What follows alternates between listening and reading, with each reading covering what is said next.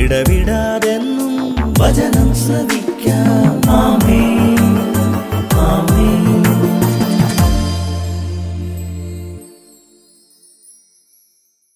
യേശുവിൻ്റെ ഏറ്റവും പ്രിയപ്പെട്ട കുഞ്ഞെ, ഹെബ്രായ 3:4 ഓരോ വീടിനും ഒരു നിർമ്മാതാവ് ഉണ്ട്.